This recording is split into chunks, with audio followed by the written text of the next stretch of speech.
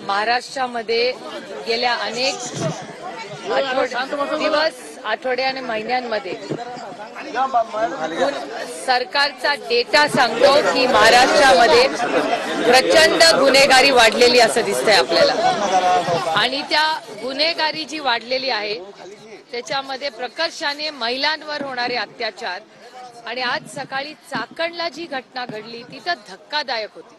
म्हणजे चाकणला वर्दीवर असणाऱ्या पोलीस याच्यावर कोयता गँगने अटॅक केला। आज सकाळची तुमच्या चॅनलवरची बातमी एक, काल रक्षाताई खडसेंच्या मुलीवर पोलीस बरोबर असतानाही जे गैरवर्तन झालं हे अतिशय धक्कादायक आणि दुर्दैवी आणि वाईट आहे। मी त्याचा जाहीर निषेध करते।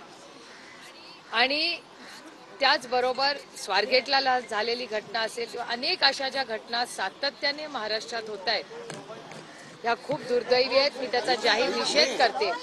आणि त्याचबरोबर स्वारगेटला ही घटना जी झाली आणि ज्या पद्धतीने ती हाताळली गेली तेही अतिशय असंवेदनशीलपणे केल्याचं आहे।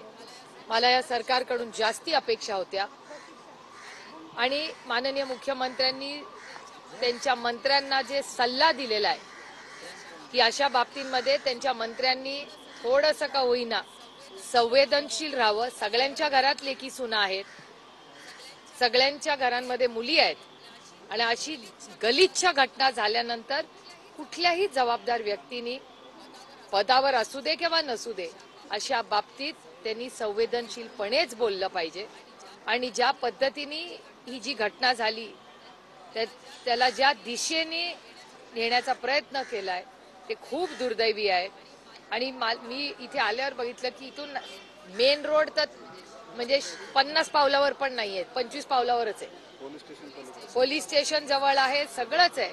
त्यामुळे ही जी घटना झाली ती फार कुठे अंधारात कोपऱ्यात वगैरे अशी झालेली नाही। त्या बिचाऱ्या मुलीला प्रचंड भीती दाखवली गेली आणि आपण सगळ्यांनीच असल्या कुठल्याही महिलांवर होणाऱ्या अत्याचाराचा एक समाज म्हणून आपण जाहीर निषेध केला पाहिजे। आणि अशा मी अनेक वेळा सत्ताधाऱ्यांना जेव्हा बदलापूरची घटना झाली तेव्हाही विनंती केली होती महाराष्ट्राच्या माननीय तेव्हा ते उपमुख्यमंत्री होते, गृहमंत्री होते, तेव्हाही होते, आजही आहेत।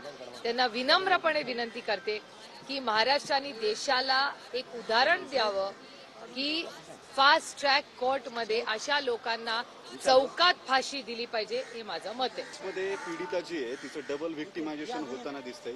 या घटनेची माध्यमांना माहिती देताना इथल्या झोनच्या डीसीपी ज्या आहेत त्यांनी सुरुवातीला असं म्हटलं होतं की या महिलेनं आरडाओरडा केला नाही। त्यांच्याच ब्रीफिंगवर राज्याचे गृहराज्यमंत्री असं म्हणतात की तिने स्ट्रगल केला नाही। आणि त्याच्यानंतर ज्या पद्धतीच्या नरेटिव्ह्ज किंवा परसेप्शन केसचं चेंज करायचा प्रयत्न केला जातो की ती कन्सेंटनं त्याच्याबरोबर गेलेली होती। त्यानंतर काही आरोपींच्या वकिलांनी कोर्टामध्ये न केलेले आर्ग्युमेंट केल्यात असं भासवून बाहेर खोटी माहिती माध्यमांना दिली की तिने पैसे घेतलेले होते।